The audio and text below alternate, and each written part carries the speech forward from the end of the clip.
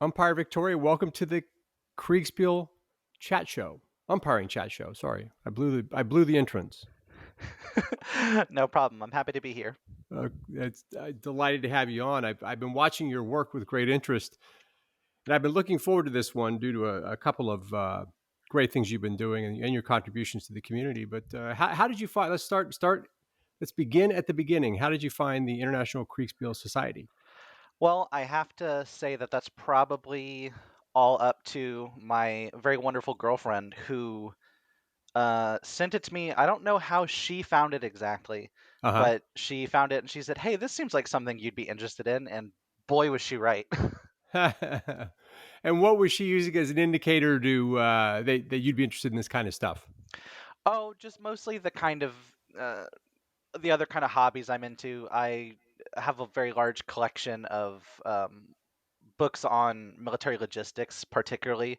That's like Okay. her favorite gift is to give me a new book on logistics.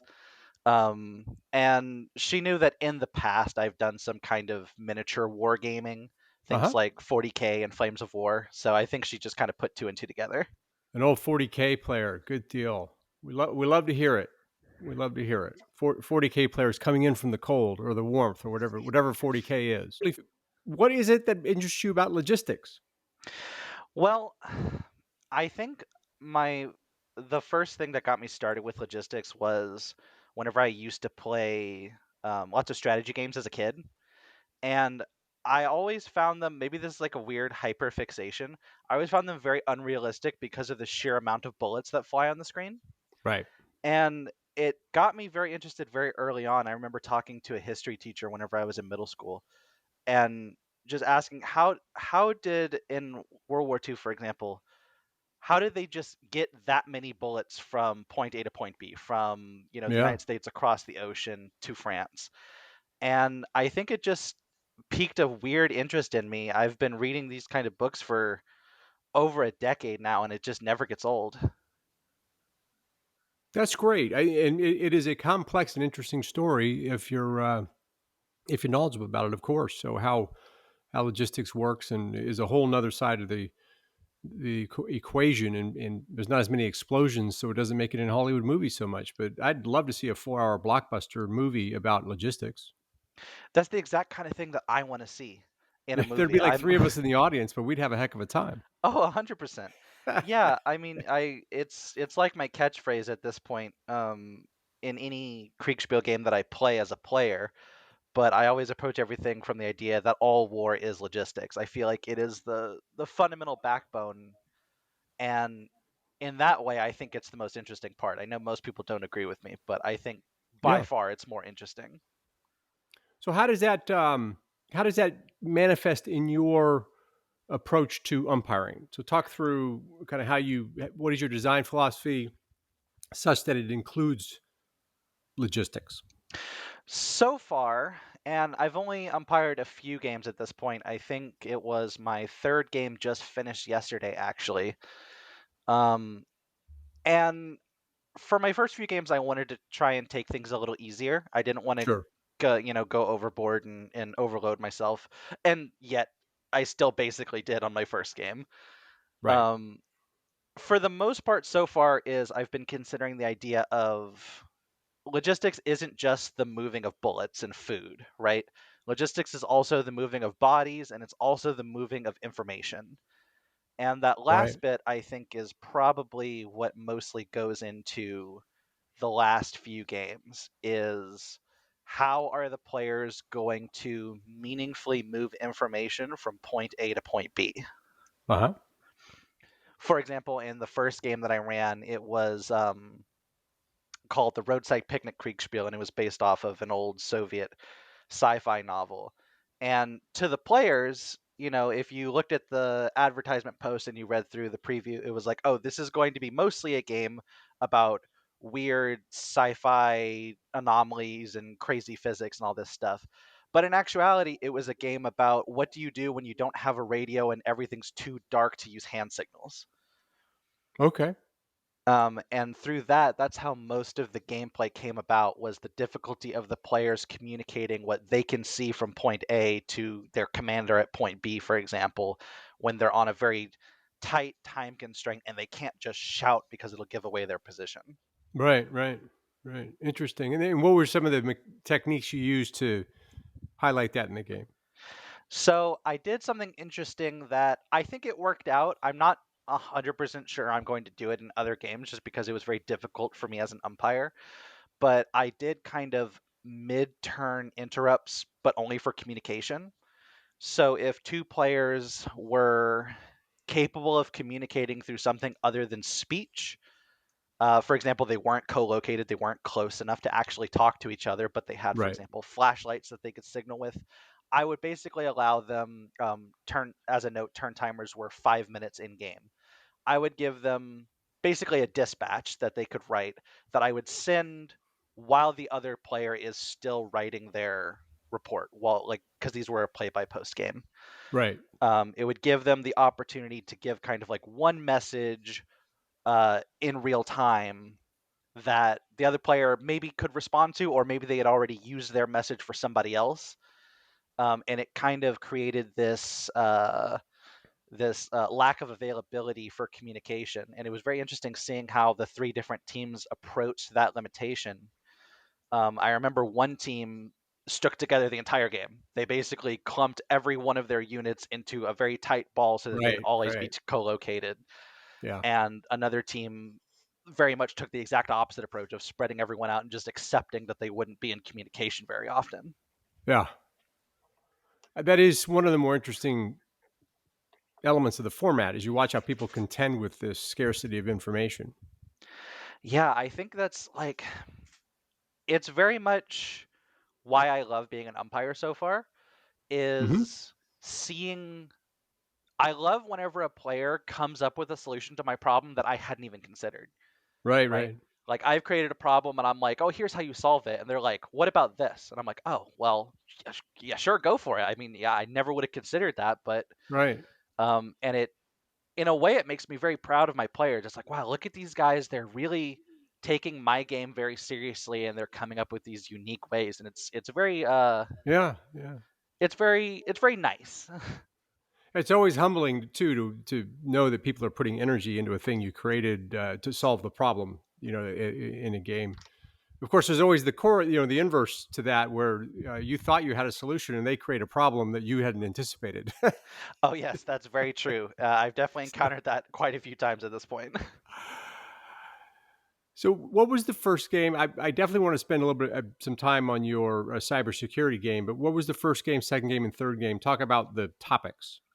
So first game, like I said before, was the roadside picnic Kriegsspiel, and the broad purpose of that game was an exercise in changing how people think about war games. So, for example, it was instead of being company or even platoon level, it was a squad level game. Okay. So, individual players, the commander in chief was the leader of a squad, and individual players were the leaders of fire teams. And they got to, select their individual units, which had kind of slightly different gear and slightly different personalities, and then whenever they were commanding individual people with names that they could feel attached to and they could role play with. It was a very role play heavy game. Okay. um, and the purpose of that was to kind of more personalize the commands, and it worked a little too well. Hmm. There were players who I don't know if they were just really good at role playing, but when one of their units that they really liked died, they got very upset. Right. And it very much changed how they approached how they were going to play the rest of the game. Um, That's game interesting. Yeah. game two was Cyberwar, is what I called it. Yeah. Um, That was an astonishing game. I love that. I love what you were trying to do there. Talk about that a little bit. so Cyberwar, I would say, is probably the favorite game that I've run so far. Okay. And I obviously I'm biased. My day job is in cybersecurity, and in this, my goal here was to try and I don't know. It sounds pretentious to say give back to the community with my amazing game, right? But but That's the what I think with every one of my games, so don't sweat it. that's fair. My thought Right? process I think we all was do. You should hear James. he goes on and on about how he's a benefactor of humanity in every game he does. I tell you what, that Oh guy. my goodness. Yeah, my thought process was, well, look, if I'm going to be umpiring games, I feel like at least once I should bring something brand new to the table. And Yeah. this very much comes from my background in cybersecurity. There's this modern concept of perspective, right? And it's the idea that like let's say I run a cybersecurity company and you're interviewing and I'm trying to hire you. For the most part, I'm not going to really care that much about your technical skills, especially if this is a more entry level role. Right. You can have all these certifications you want, you can have all this experience you want, but if your perspective is already covered by everyone else, if you're just another guy from San Francisco with, a bachelor from this school and you have this certificate and you worked at this place previously, um, in that way you don't bring a lot to the table. But for example, someone that I've helped interview, not as a hiring manager, but just as like a technical advisor, Uh-huh. was someone who was from the deep south who had a GED, and their primary experience was that they worked in signals in the military, right? Okay. And we didn't really have that covered on our team. We didn't have that kind of experience of someone from the armed forces, and that person brings a very unique perspective, which is very important in cybersecurity. Yeah.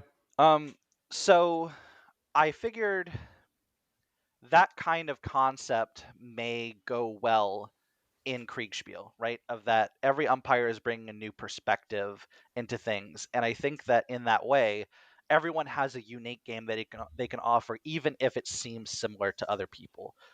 Mine Sure. obviously wasn't very similar. I had to come up with everything on my own, but I think it applies to pretty much every umpire. Now you're in the business of cybersecurity. Where are you in the world, just so everybody can kind of orient? Oh, I'm based in the Pacific Northwest. I'm based out of Seattle. Okay, got it. So you're in cybersecurity. In terms of red teaming things and all that, have you seen this kind of thing done in corporations that you drew from?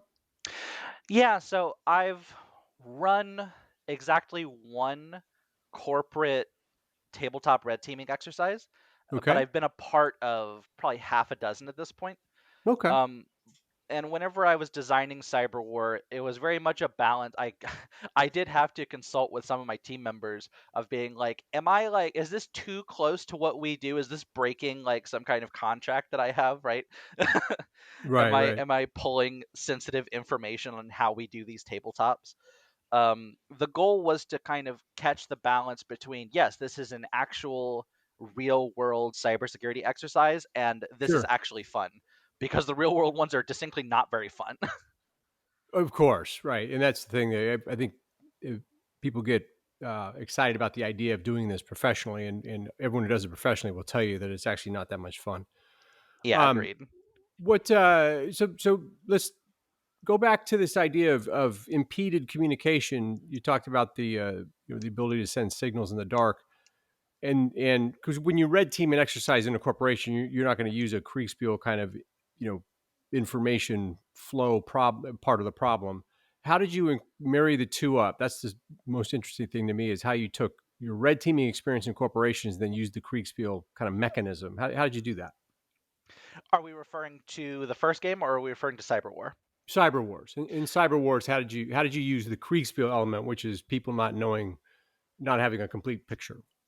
So the idea with Cyberwar, regarding information scarcity, I considered being a jerk and making people like emulating the feel of you have a bunch of people on Slack and you're trying to like communicate over Right. this like very limited text format. I decided that wasn't gonna get the point across well. It wasn't gonna add anything, and it was gonna be kind of dumb. So instead, what I did was I went all in on the fact that when you're working in cybersecurity, your information comes from tools, right? Right. Right. Whether you're red teaming and you're playing the bad guy, or you're the blue team and you're trying to stop the bad guy, your only information is going to come from the computer screen in front of you, or occasionally from the words of other people, users in the background. Right. Um, So what I went all in on there, especially for the red team that played, which I got very lucky, and I actually had one of the players on the red team had cybersecurity experience, so they were able to Hmm. kind of lead that side, which is the more difficult side to play as. Um, is very much they had this extremely limited information. They had to pick and choose every turn what they were going to kind of dive into to get more information. You know, you can be in the situation where I give you your turn report and I say, "Oh, you've discovered, 10 devices on the network." You don't know what any of them are, you just know they exist. What little information you have is going to determine how you go about deciding which one to investigate, right? So it was That's very much a interesting. So it's game almost about. like a mapping and reconnaissance exercise, but through these different environments.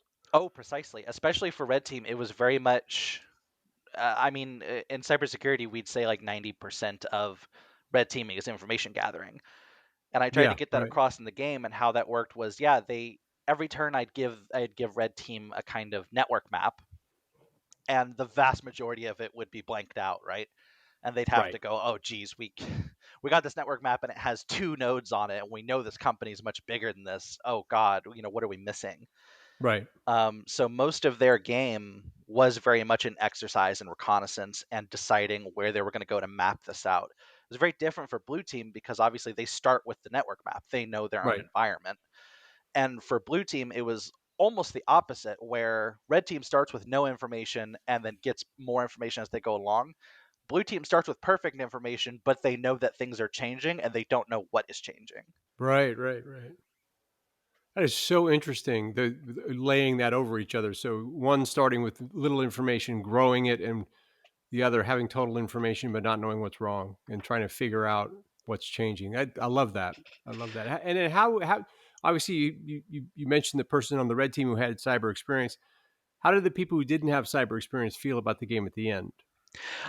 From what I gathered, the pretty much the standard response was, this was really fun. I learned a lot. It was very stressful and very scary. Right. Especially for blue team. I had one player that said, remind me never be mean to someone in cybersecurity because that was a horrifying game. And it's funny, my first game was kind of a horror themed Kriegsspiel, but more people felt horrified by the cybersecurity game at the end of it. Isn't that interesting? It is Right. interesting. It You, wasn't so you, you expected. you point to something that has a bit of real world to it, and it really creates that emotion in people. Yeah, we very much had points, especially on the blue team, or rather, especially on the red team, where a player who didn't have a lot of cybersecurity experience, the more experienced player would recommend something, and they'd say, "Wait a minute, you can just do that? Bad guys can just do that? I didn't know that." And then it kind of drives home this idea of, and it makes sense at the end of it of why players felt like it was a horror game, because you realize like this is your day-to-day life, but you're not a part of it. It's kind of hidden in the background, out of your Yeah, right. It control. affects you, but you don't have any insight into it or visibility into it. Exactly. Yeah, precisely. And people when you how did you represent the tools? You mentioned the tools that a cybersecurity professional would use. Was that just a report, basically, a text report? Precisely. So, one major decision I made was I decided very early on this was going to be an incomplete tabletop exercise. Typically, whenever you run, well, maybe not typically, but at least when my company has run these, we try to integrate the low level, kind of everyday employees of the company, like the IT department, basically, right? Right. And the way we do that is we'll be providing them, like fake readouts. Like, here's some logs. They may Hmm. or may not have anything in them, but it's in real life, it would be your job to look through these. So look through them, right? That didn't seem very fun, and it didn't seem like it was going to add anything. So I completely stripped that out, and I basically just said these are a bunch of commanders commanding soldiers, right? These are an IT Right. department, especially on the blue team. This is an IT department commanding professionals who know how to do their job. So they tell their NPC analyst to look through the logs, and the NPC analyst gives them a report at the end of the turn saying, "Here's what I did or did not find." Which helps with people who don't know the industry. So in other words, you're giving them the clues at an abstracted level. Exactly, and Right. and we've occasionally run these for companies where uh, what we'll do is we'll bring this is at the client's request. We'll bring executives who don't have any technical knowledge in, and we'll have them lead their IT department. Right? We'll say, hey, so here's the CEO and the CFO, the CISO, the information security officer. He's gonna Uh go to lunch. He's gonna huh. take the day off. The CEO is in charge of this tabletop, right? And it gets people Right. who don't have this technical knowledge this hands-on experience of, oh god, this is what it's like, without them having to get drowned in jargon that they don't understand. Really great. Really cool. And then, what surprised you about it? I mean, coming from the industry, I imagine you have it in your head at least mapped out for having done this quite a bit. What surprised you about what the Kriegsspiel players did in it? I was surprised at how effective they both were. Really? Yeah, Red team, I was a little less surprised. Obviously, they were led by someone with experience, so it made sense. But even then, Red team, the players that didn't have any cybersecurity experience, multiple times brought up ideas that the cybersecurity guy was like, "Oh, I didn't think of that. That's a great idea. Let's do that." They had That's these great. really Yeah. interesting ideas that completely changed how they went about things. And then Blue team was just very effective. They had a couple people who were hobbyists, like they knew a little bit about security and about networking just because they were interested in it, but they had no Right. real experience. And the vast majority of them were like, "What's a subnet? What's a switch? I don't know what any of this stuff is." Right? Right. Um, but all of them that took part, we had a couple players that kind of just sat and watched, which I was fine with. I designed this as a staff game so that if someone felt Yeah. overwhelmed, they didn't have to dedicate too much to it.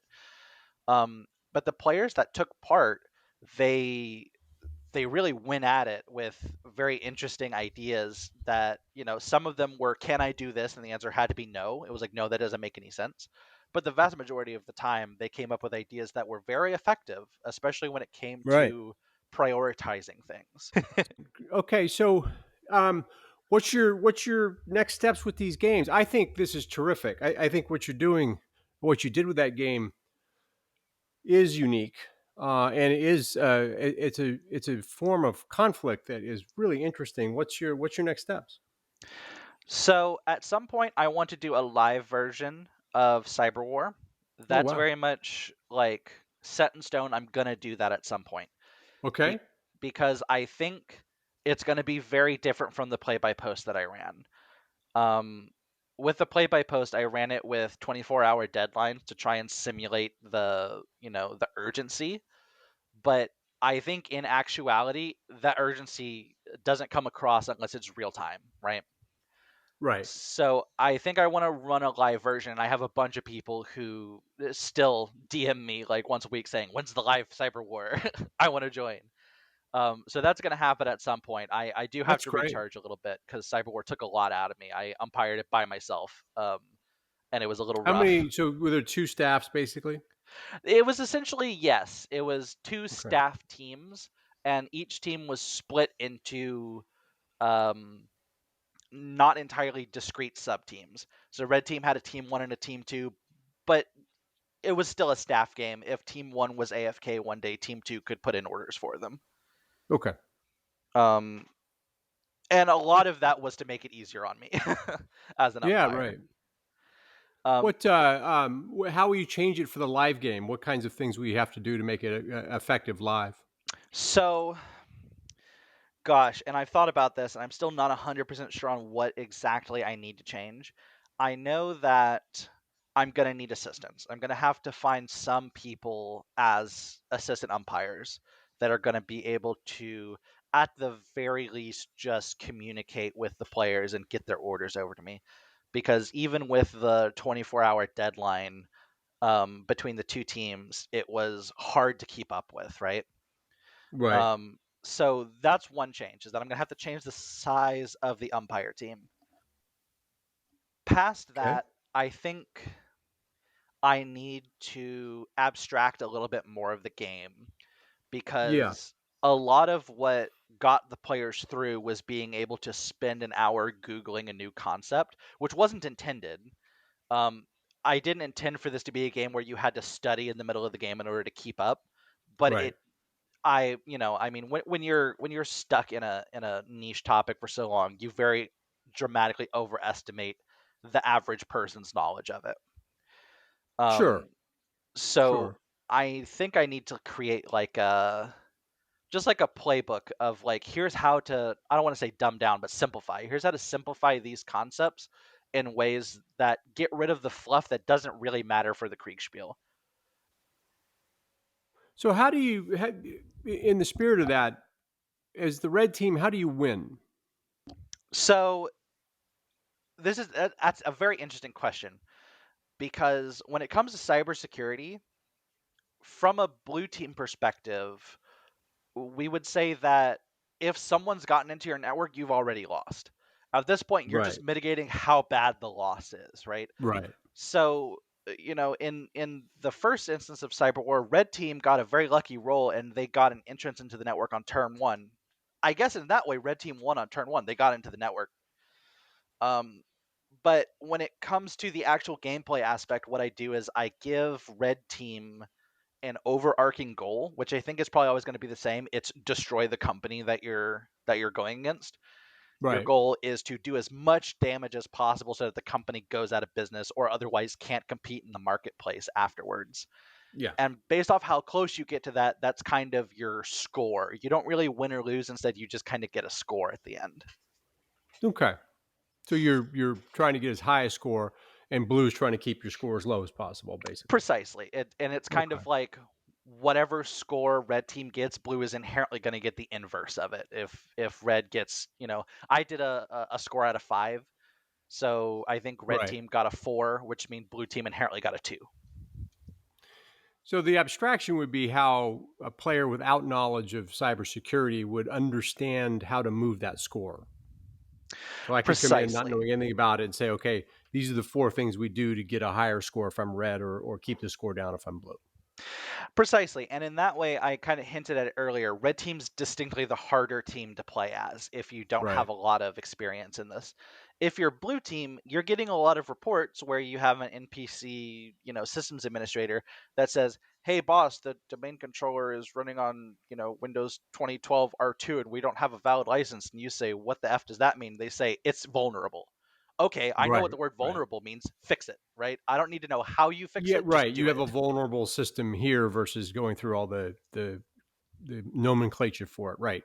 Precisely, yeah. So blue team has that kind of advantage of they're getting reports where they just say this is bad, this is not, and then from there they just have to determine what bad things they're going to focus on. So Whereas was the red, mechanism for, for example, for that vulnerable server exploiting it was a randomized? Sounds like you rolled for the result there to see if red team could hack that. so what I did was at the start of the game, and it ended up being completely unnecessary. Red didn't take it at all. I gave a single entrance that was guaranteed. That was kind of an example from history of something I've actually seen, right? So in Okay. this case, it was if you send a phishing email through this specific portal to this specific user, they will always click it, right? Because it's their Yeah. job to click Right. emails from that portal. Past that, everything is a percentage chance based off of, and that way it's kind of free spiel. It's based entirely off of how likely I think it would happen, right? So Right. there was one point where red team said we want to find a vulnerability in their VPN gateway, and I had already told them that it seemed that it wasn't misconfigured. So I gave them like a 1% chance on a D100, right? Like just a Okay. very low chance, and obviously they failed it. Yeah. Um, but if So I've this is an told, go ahead. interesting point. I think you just hit upon something important for all Kriegsspiel, and that is that your domain knowledge allows you to, with credibility, determine the percent chance of success. And so it's the fact that you do this in real life allows you to assign those percentages with consistency and reliability. Oh yes, and I You know, think that's a very important part of, at the very least, if you're going to be doing a kind of experimental game or a game in a niche setting, you very much have to accept that you're applying knowledge to this. You're the game right? system, so you have to accept that it's going to be on you at some point to make a judgment call. because even if you're running, a regular Napoleonics game, ultimately you're going to encounter some weird situation where the players did something bizarre that didn't Right. make any sense, and you have to apply your knowledge to determine how it's going to resolve. Right. Well, how fortunate that you have a background in an area that actually lends itself to a whole category of gaming that is very interesting. I think um, I would encourage you to further experiment in this area. It's a unique lane that I don't think any of the rest of us could really umpire it well. So, unfortunately, because we don't have the domain knowledge, but it's certainly what you learn in doing this. We all can take and apply in other domains.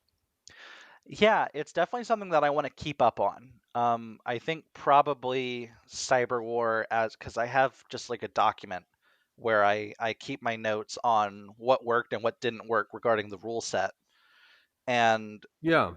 I want to just keep working on it, and I imagine it's going to become like, my baby passion project kind of thing, where like every few months I run a new updated version and see if it's any better than the old one.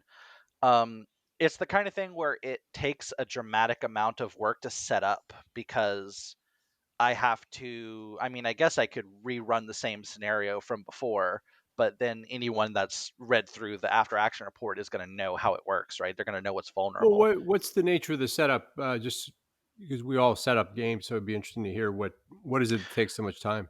Oh, that's fair. So with this, it's think of like if you're running an actual warfare game, um, you can probably just pull a map from somewhere, right? Like, Right. especially if you're running like a famous battle, you already have a map set up. Whereas in Cyberwar, the map is the network topology. Right. And in a different world where this is a standard game that lots of people umpire, you could probably do the same thing, but I'm the only one doing it.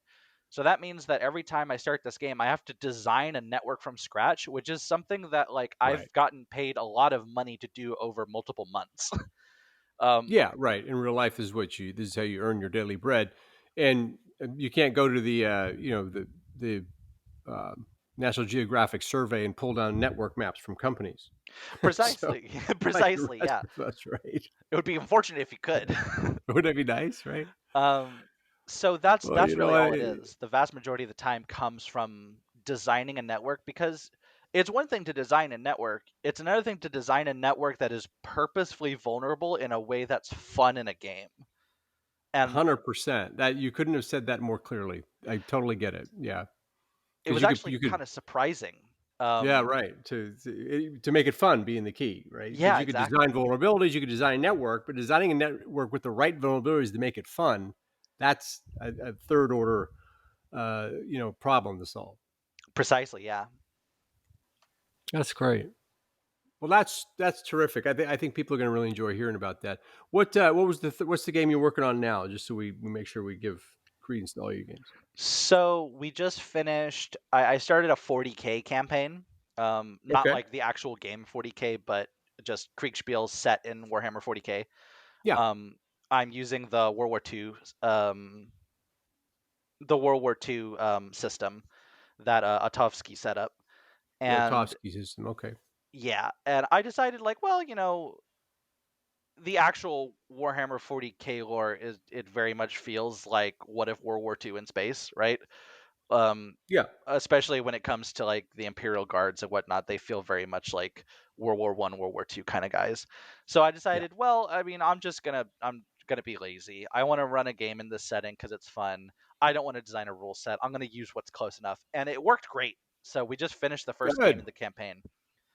Um, And so when you talk about campaign, talk about the differences between an individual battle and the larger picture, and how do you marry that up?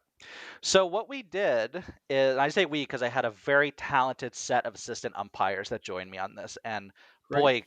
boy, shout outs to those guys. There's zero chance I could have run that game without their help.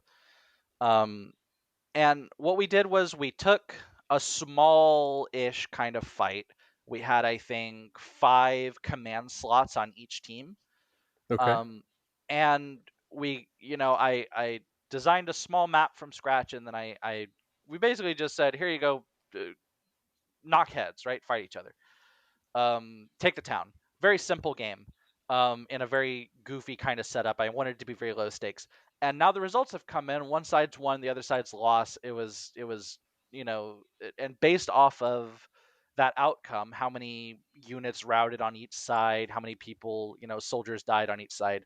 We're designing the next battle based off that outcome in a logical Okay. sequence, and we're Yeah. giving the players on each side that's characters survived the option to reprise their role going forward as the same command slot. Got it. Okay. So it's a string of tactical engagements that affect each other. So number one will affect the next one. Precisely. And Okay. we thought for a little bit that we were going to do like an operational level game on the top of it that would give the CICs, the commanders in chief, uh, Hmm. you know, a second game they could play. We kind of decided to abstract that. I'm basically just saying, nope, here's what happened on the operational level. Next battle, let's go, right? We're kind Yeah. of skipping that. Okay. And how do you balance out, or does each team have a similar amount of power going into it, or is there asymmetry, or how do you set that up so that it feels like there's different events happening? So we wanted to balance symmetry versus asymmetry. We didn't want it to just be you have X amount of soldiers, you have X amount of soldiers, they're identical fight, right? That can be fun, and a lot of interesting things come about due to the difference in tactics. But we wanted to really lean into the fact that Warhammer 40K has these vastly different armies that fight in vastly different ways with vastly different equipment, but we didn't want to go too far. We didn't want it to be like elves versus orcs and everything is completely unrelated. So what we decided to do was we just did Imperial Guard versus Traitor Imperial Guard. So Okay. broadly speaking, the physical capabilities are the same. They use very similar equipment, Right. um, at the troop level, but their supporting equipment is different. So in the first game, the major difference was the Imperial side had mortars, whereas the Chaos side had artillery. Right? They had less, but their artillery was more powerful. Okay. Um, And we what's decided. the Go ahead. map situation for that? Do you pull from existing kind of canonical maps, 40K, or did you make something new? How did you approach So creating I maps? decided I wanted to set it on a planet that exists. So I looked through the galaxy map, the official galaxy map, and I found one that said, "Oh, this is an interesting area, whatever." But past that, this planet has been mentioned one time in a rulebook 10 years ago, I think. There's no official maps of this planet. So Right. what I did was I went on Google Maps and I just found what I thought would be an interesting tactical map in the modern day. In this Yeah. case, it was a small town north of Verdun in Ah. northeastern France. Yeah. And I took the topographical data from that and I used QGIS to make a map from scratch out of it. You're one of our QGIS adherents. Okay. So so is QGIS something new for you, or is this something you played with before in your logistical studies? Oh, I had never heard of it prior to. I Really? think I asked someone. I think I pinged someone in the map channel, in the map design channel, and I said, what do you recommend if I make a map from scratch? And they just said QGIS, and I was like, I don't know what that is. So that was the No first map I kidding. ever made in it. Wow. And good for you. That's great. And yeah, I mean, I remember whenever I finished it, I showed it to my girlfriend. I said, "Does this look garbage?" And she was like, "No, it looks really good." And I was like, you're saying that because you have to." But then it was well received. I got a lot of compliments on it, and they said I remember another umpire, Victor, was like, "Where'd you get this map? It's really good." I was like, "Oh, I made it." He was like, "Nah, you're lying, dude."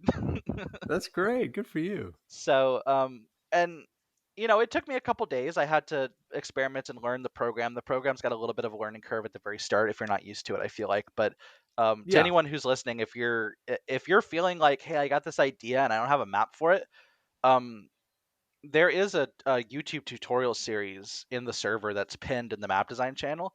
It's a great series. It's what I used, and it took me maybe, I don't know, a day of watching through that tutorial series, and then I was able to make that map. And I'm very comfortable in the program now. It didn't take that much. That's great. Because QGIS in these different GIS programs, they import data that creates the underlying layer. Then you put layers on top that you can modify, similar to a Photoshop or a GIMP or whatever, right? So some of the principles are very similar. Yeah, precisely. If you're used to working in, a layer-based visual editing software, like you said, like Photoshop or GIMP, Right. which I'm more experienced with GIMP. Once it kind of clicks, it's like, oh, it feels very similar. Right. Right. Photoshop is just GIMP with a valet. That's all it is, right? But I use Photoshop because I need a valet. That's fair. So, That's understandable. right. No, Photoshop does beveling and embossing better, so you can actually make hills as a bevel and emboss. And GIMP for some reason does not have that, and that is daemon checked and verified. There's something about GIMP that they don't do that. So I like making hills that kind of stand out a little bit. So that's the only reason I use it. Well, I that is did try interesting to GIMP know, though, early on. because that is kind of the one complaint I had myself about my own map. Is I was like, man, these hills look kind of flat. Yeah, for some reason, the GIMP doesn't have that one ability. And what it is, it's a shadow feature. So if you're going to make a shadow inside your photo or your image, and you're going to take a square, for example, and make a shadow going 30 degrees off it, Photoshop has really robust ability to make that shadow look real. It really fools the eye, where GIMP seems to be less capable of doing that. And when we make hills and we make terrain, a hill with a shadow off the side of it is a thing that's very helpful. Anyway, but I know the GIS folks are use great detail in um, height maps and contour lines to help them with that. So how do you find what modifications do you make to the Autovsky system that just fits your style? What do you find? Because none of us use rule sets exactly the same. What's your approach?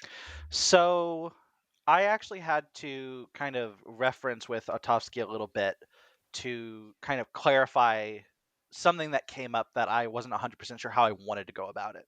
I obviously could have just made a decision. I'm fine with that. I'm fine with modifying another person's system to my Right. own my own needs. But I did end up asking him, and we kind of came to an agreement. And the thing that came up, the one thing that came up that I wasn't sure how to handle was two units moving on either side, right? Like, so one platoon from one side, one platoon from the other, moving through an urban environment that blocks vision, and they suddenly come upon each other in combat range. Which Okay. one's the attacker? Which one's the defender? Neither of them is really in a defensive position. Right. And so we kind of had we talked a little bit about it, and he had an idea that I implemented. But broadly speaking, I kind of just used the system as is. I modified ranges a little bit Okay. because it made sense for 40K. Like, you're used mostly just using lasers, and I feel like that would have a little bit better accuracy at longer ranges. I don't know. Maybe that's not even true, but I decided that I wanted combat to be more brutal at longer ranges, so I added, like, I don't know, 50 meters to the base range and like 100 meters to the effective range or something like that. Okay. And that was really the only change we made. I think past that, everything was the same. What did you do for pieces? We actually just used the Otovsky pieces. Oh, you Uh, did. Okay. yeah, we just used the base World War II pieces, and their normal symbols. Yeah. We Okay. used the Soviet symbols for the Imperium because the guard type they were using is typically red, and then we used the Yeah. German pieces for the chaos because, gray, it seems kind of chaosy. Well, you get that if you could do more iterations of this universe, you can start making your own pieces with all the flair and the. You talk about the Autovsky system in 40K. I just picture Otto himself in a power suit running around going mad. I don't know. That's just the image I get. But anyway, so our beloved Autovsky gone mad in a power suit. I love to see We it. should get a Starship Troopers instantiation with Otto coming down from a drop ship. Anyway, these are the Hell things yeah. I think about. These are the things I think about. What you've had three successful games. You've learned a ton. Do you play? What do you like to play when it comes to Kriegsspiel? I do play. I actually just finished the Battle of Gela World War II game run by Twisted Okay, Little. yeah, That was very fun. I loved that. Um, good.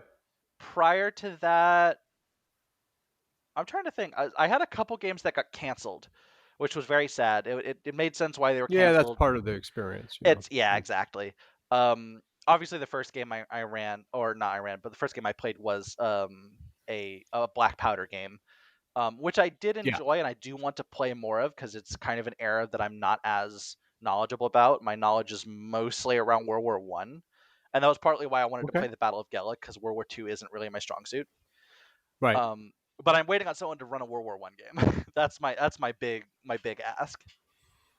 We've had them. Ruse did Saint Gond. He did a really nice French German battle earlier in the war, so it was a little bit of maneuver. So yeah, hang in there. We'll get to it. I know hydroxide lithium did the Battle of Gumbinnen, and we did some Eastern Front stuff. So yeah, so Oh, nice. we do get we get to it. And yeah, and there's been some people talking about some new games that are in the works. So I'm being patient. I'm waiting patiently. Yeah, yeah, yeah. And so what do you think your next project's going to be? So I think for now I'm focusing on the 40K campaign. The Okay, when I ran it, um, I was happy if it was just that one little small battle. Like if everyone said, "Oh, that was neat," but we're not really, we're kind of done here. I was happy if that was the case. But it seems like all the players are super hyped to continue. So I kind of great. want to deliver on that. If they're super hyped, then I'm super hyped. So I'm gonna Hey, focus on that. get a dedicated core of players who know your system and know how you do it, and then you can add fresh players in to enjoy. But what happens is those players co-create that universe for you. So I think that's a great idea. And you'll find that in the end, you'll wake up one day and it's no longer the Otovsky system. It's the system that you've based your own system on Otovsky's good work. So we all tend to find new ways to do things. Um, so yeah, keep after it. That's great. That's great. Well, is there anything we haven't covered today? It's been terrific hearing your early successes. Yeah, it was great to come on. I know we've been trying to arrange it for a little while. Yeah, Um, I think we covered all the major games that I've run. I do have, I right. will say, for anyone listening, that was previously in my Cyberwar game. Uh, don't take me saying I'm focusing on 40K as as me saying I'm not going to run Cyberwar live. Right. I will run it. I am That's the expecting. problem when you have two fan bases. Anything you say is going to make one half of them mad. I know exactly. I realized after I said that I said, "Well, hang on, let me couch some words real quick." Yeah, right. I believe I said previously within 3 months, and that is Yeah. still roughly on track. I think, and I'll probably uh, have more details on a specific time relatively soon. So look forward to that. Well, the more of those you run, the faster the setups will go. Notwithstanding designing a network of a certain type, and then the better the players will get in terms of understanding the universe, and you'll find it's very much it is a play testing cycle, and it'll just get better and better. So I would encourage you to keep after that one as well. But you have two very fertile lanes to work, which is great. And I appreciate the fact. I think we all appreciate the inputs you put into the community. You make great comments and it really contributes. So I appreciate that. I love that. I appreciate that. Okay, Umpire Victoria, thanks so much for coming on. It was great. We'll talk to you soon. Yeah, great to be here. Thank you so much.